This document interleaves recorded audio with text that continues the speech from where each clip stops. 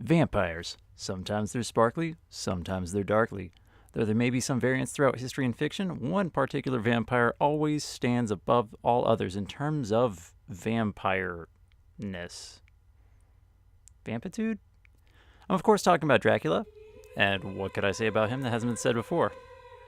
And honestly, not much. But he is the main antagonist throughout the Castlevania series, which is what this video is about. More specifically, Castlevania Circle of the Moon.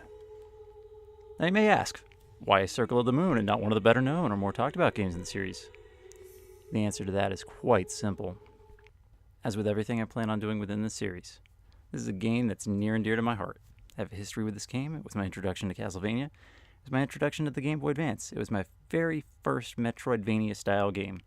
For a while, this was even the only game I had on the GBA. You might say I have a history with this game. It may not be the best game in the series, or even the best game in the series on the GBA, but Circle of the Moon remains my favorite Castlevania game to this day. There are many reasons I feel this game is just a little underrated and deserves more attention. It even got pushed out the official Castlevania timeline and is lumped in with the likes of the N64 games. I mean, who does that? I mean, they're not really all that bad, but still. Castlevania Circle of the Moon is a bit of a different beast from the other entries in the series. We're given a hero, but he's not a descendant of Simon Belmont, nor is he the son of Dracula. Instead, we get Nathan Graves. He's an apprentice vampire hunter who, along with Hugh Baldwin, is under the tutelage of Morris Baldwin. Morris, not wanting to show nepotism or any sort of favoritism, chose Nathan over his own son to inherit the hunter whip. He was only a little bit bitter about this. Anyway, the year is 1830. The setting, an old Austrian castle, where a chaos-worshipping cult led by Dracula's own faithful servant Camilla performs an ancient ritual to revive Count Dracula. The ritual, though successful, cannot restore Dracula's full power. For that, they require the energy of the full moon during the eclipse, and also a sacrifice. Hearing news of dark activity on the rise, Morris and his two apprentices arrive at the castle. Before too long, Dracula has already separated Nathan and Hugh from their master. They plummet down into the catacombs, and Morris is left to be sacrificed under the full moon. Hence the title, Circle of the Moon. At this point, I'm not going to tell any more of the plot, because there's, not too much to it. Also, you should play this game. You really should. It's important.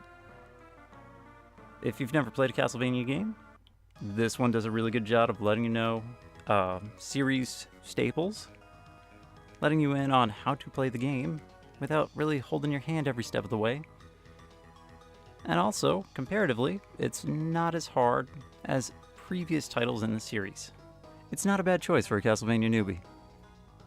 You can find it fairly cheap online, or if you've got a Wii U and feel like dusting that one off, it's just under $8, and GBA titles on the Wii U have an option for screen smoothing if for whatever awful reason you don't like pixels. You monster. One particular feature of this game I always loved to tinker around with, especially when I was younger, was the magic system. DSS, or Dual Setup System, is an in-game mechanic that allows you to perform extra actions or receive various bonuses based on the combination of two cards you have equipped and activated. One element card and one action card. These drop off select enemies, so hunting them down is a task in itself. However, the rewards definitely outweigh any possible risks. While some of these combinations may transform your whip into various other weapons, or just amplify its abilities, others can give stat bonuses, summon familiars, or allow you to perform an item crush like in Rondo of Blood.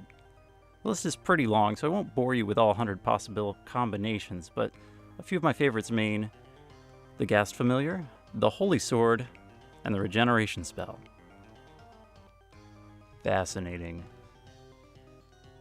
Don't feel like tracking down every last card?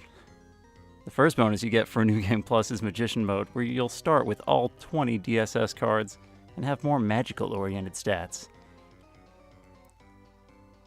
I seriously can't recommend this game enough. I've been putting off making a video about this for a long time, and with the news of a Netflix series now soon on the horizon, possibly already out at this point, I knew I needed to make this thing.